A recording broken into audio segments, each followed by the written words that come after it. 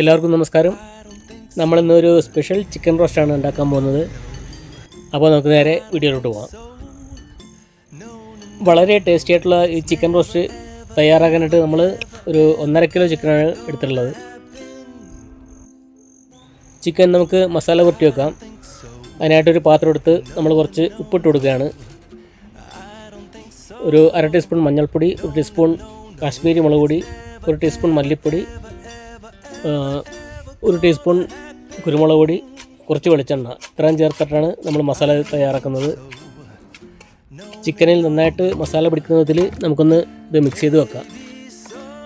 എന്നിട്ട് കുറച്ച് നേരത്തേക്ക് മാറ്റി വെക്കാം. ഒരു അരമണിക്കൂർ അവിടെ ഇരിക്കട്ടെ. അപ്പോഴേക്കും നമുക്ക് അടുത്ത പരിപാടി നോക്കാം. 1.5 കിലോ ചിക്കന് നമ്മൾ ഏകദേശം 3/4 കിലോ സവാളയാണ് എടുത്തിരിക്കുന്നത്.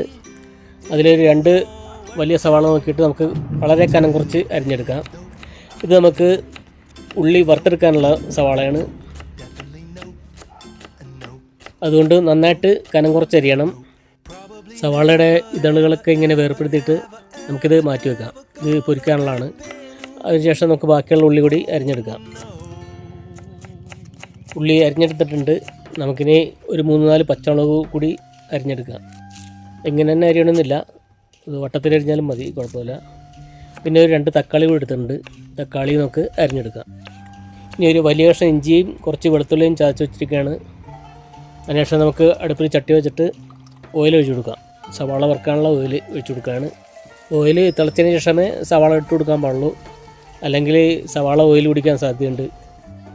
സവാള കരിഞ്ഞു പോകാതെ നമുക്ക് കോരി മറ്റൊരു പാത്രത്തിലോട്ട് മാറ്റി വെക്കാം. അതിനുശേഷം നമുക്ക് ചിക്കൻ ഇട്ട് പൊരിച്ചെടുക്കാം. അതേ എണ്ണയിൽ തന്നെയാണ് ചിക്കൻ ഇട്ട് പൊരിക്കുന്നത്. ചിക്കൻ ഒരുപാട് മുരിഞ്ഞു പോകേണ്ട ആവശ്യമൊന്നുമില്ല. ഈ പരുവത്തിലാകുമ്പോൾ നമുക്ക് കോരി മാറ്റാവുന്നതാണ്.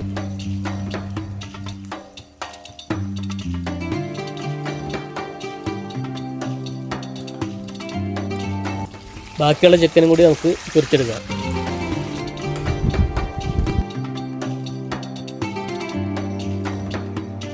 ഇനി നമുക്ക് ഉരുളി ചൂടാക്കിയിട്ട് കുറച്ച് വെളിച്ചെണ്ണ ഒഴിച്ചു കൊടുക്കാം. വെളിച്ചെണ്ണ ചൂടാക്കി കഴിഞ്ഞാൽ 1 ടീസ്പൂൺ കടുക് ഇട്ടിട്ടുണ്ട്. കടുക് പൊട്ടിക്കഴിഞ്ഞ ശേഷം കുറച്ച് കരിവേപ്പില ഇട്ടു. പിന്നെ ഇഞ്ചി ചതച്ചത്, വെളുത്തുള്ളി ചതച്ചത് എല്ലാം ചേർത്ത് കൊടുക്കുകയാണ്. ഇതെല്ലാം മൂത്ത് വരുമ്പോൾ നമുക്ക് അരിഞ്ഞു വെച്ച പച്ചമുളക് ചേർത്ത് കൊടുക്കാം. പച്ചമുളക് കൂടി മൂത്തതിന് ശേഷം സവാള ചേർക്കുന്നതാണ് നല്ലത്. സവാള ചേർത്തതിന് ശേഷം എല്ലാം കൂടി നമുക്ക് ഇളക്കി യോജിപ്പിക്കാം.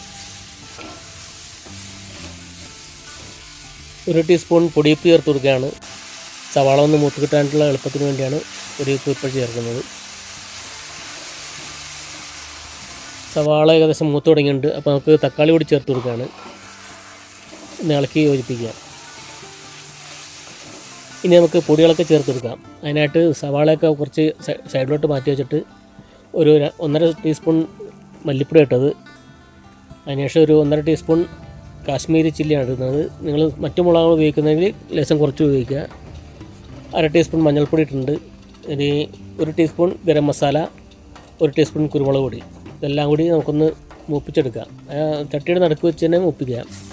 അതിനുശേഷം എല്ലാം കൂടി മിക്സ് ചെയ്യാം.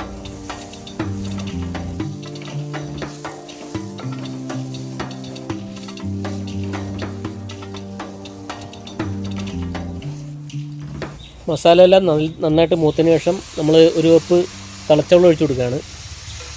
പച്ചവെള്ളം ഒഴിക്കരുത്, ടേസ്റ്റ് പോകും. അതുകൊണ്ട് ചൂടുവെള്ളം തന്നെ ഉപയോഗിക്കാം.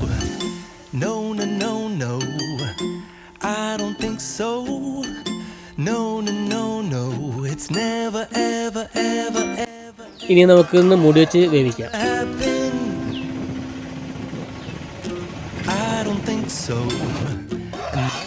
അപ്പോൾ ശരിക്കും തിളച്ച് വെന്ത് തുടങ്ങിയിട്ടുണ്ട്. അപ്പോൾ നമുക്ക് ആ പാകത്തിനുള്ള ഉപ്പ് ചേർത്ത് കൊടുക്കാം. അപ്പോൾ ഉപ്പ് നോക്കിയിട്ട് വേണം ചേർക്കാൻ. അതിനുശേഷം നമ്മൾ ചിക്കൻ ചേർക്കുകയാണ്. പൊരിച്ച് വെച്ച ചിക്കൻ ഇതിലോട്ട് ചേർക്കുകയാണ്. നന്നായി മിക്സ് ചെയ്ത് കൊടുക്കുക.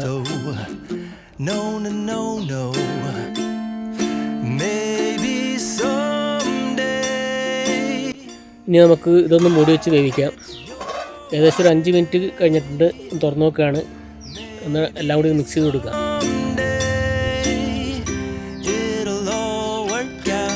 ഈ കുറച്ച് നേരം തുറന്നു വെച്ച് വയ്ക്കും. a nope, a nope, definitely nope, a nope, nope.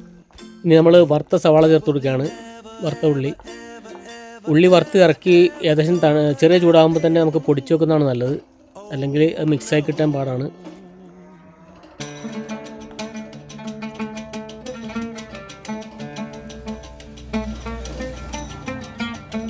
ഇങ്ങനെ വറുത്ത ഉള്ളി ചേർത്ത് കറി ഉണ്ടാക്കുമ്പോൾ ഒരു പ്രത്യേക ടേസ്റ്റാണ്. ഈ ചിക്കൻ ഫ്രൈക്ക് ഒരു പ്രത്യേക രുചി ഉണ്ടാവും. നമ്മൾ ബാക്കി കുറച്ച് കുരുമുളക് ബാക്കിയുണ്ടായിരുന്നു, അത് ചേർത്ത് കൊടുക്കുകയാണ്. ഇനി ഒരു 2 കറിവേപ്പില കൂടി ചേർത്ത് നമുക്കിത് മൂടി വെക്കാം. മൂടി വെച്ച ശേഷം ഒരു 10-15 മിനിറ്റിന് ശേഷം മാത്രം വിളമ്പാം കേട്ടോ.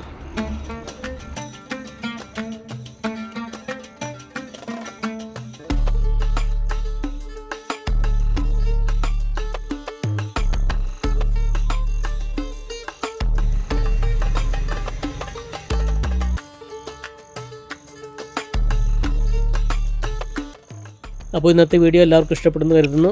എല്ലാവരും പഴയതുപോലെ ലൈക്ക് ചെയ്യുക, കമൻറ്റ് ചെയ്യുക, ഷെയർ ചെയ്യുക, സബ്സ്ക്രൈബ് ചെയ്യുക, സപ്പോർട്ട് ചെയ്യുക. Thank you.